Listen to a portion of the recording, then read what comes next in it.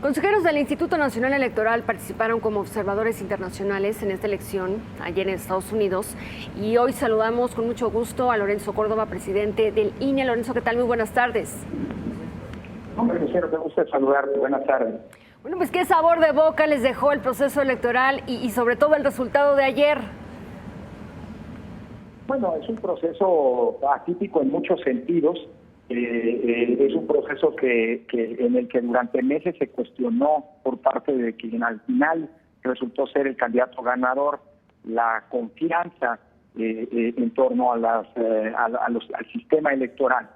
Un sistema electoral que se construye precisamente en ese principio, de manera, por cierto, radicalmente opuesta a lo que ocurre en el caso de México.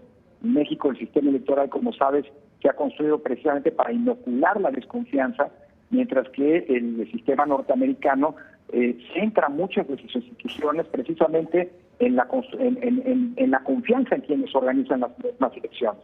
Es muy probable que en el futuro, luego de lo que ocurrió hoy, a pesar de que Trump es el candidato ganador, venga una revisión de estas instituciones, particularmente lo que tiene que ver, por ejemplo, con el padrón electoral. En realidad no es un solo padrón electoral, sino 50 padrones, uno para cada estado. Segundo, no es un padrón electoral que se hable, no son padrones electorales que se hablen entre sí, salvo en 11 estados en donde hay mecanismos de compulsa. Y por supuesto el tema del financiamiento, que hoy parece haber pasado a segundo plano, pero estuvo gravitando a lo largo de toda la campaña.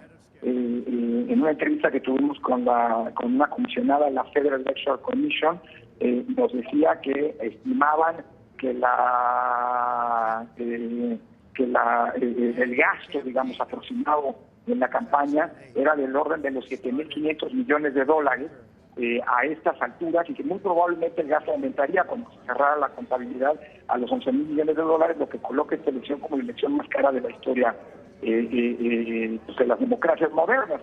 Entonces, digamos, esta observación nos ha permitido corroborar algunas fortalezas de nuestro sistema electoral, sobre todo precisamente por lo que hace a tratar de inocular la desconfianza, y bueno, evidentemente algunos elementos que valdría la pena discutir, como por ejemplo el formato de los debates, que evidentemente es mucho más amplio, mucho más flexible en Estados Unidos que no lo que ha ocurrido en México, ¿no?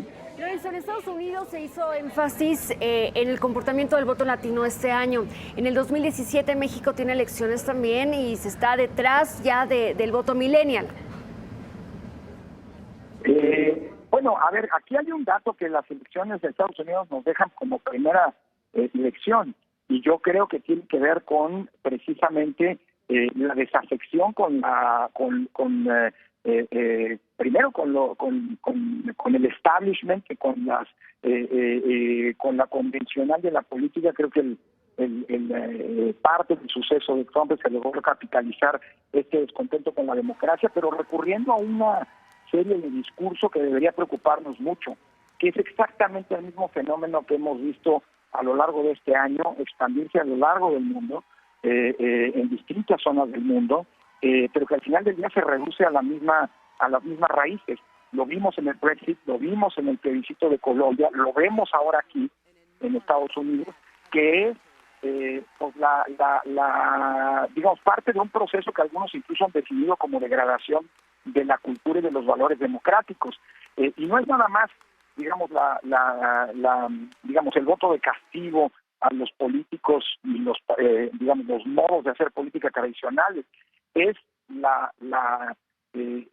digamos, la apertura que buenas capas de la sociedad están teniendo, de las sociedades están teniendo, al discurso simplón, simplificador, simplista, el discurso que evoca más a los sentimientos que no a la razón, el discurso que digamos, que hace referencia pues a las soluciones sencillas, binarias, al blanco y negro, los planteamientos maniqueos, a los que los ciudadanos son cada vez más proclives, particularmente los ciudadanos jóvenes.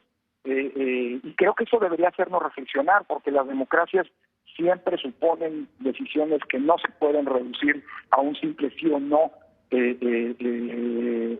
o a una diferenciación de bueno y malo. Muchas de esas elecciones mucho más complejas, pero los nuevos modos de la política nos están alejando de este tipo, digamos, de reflexión, y nos están acercando pues al más a la lógica de los instintos primarios, de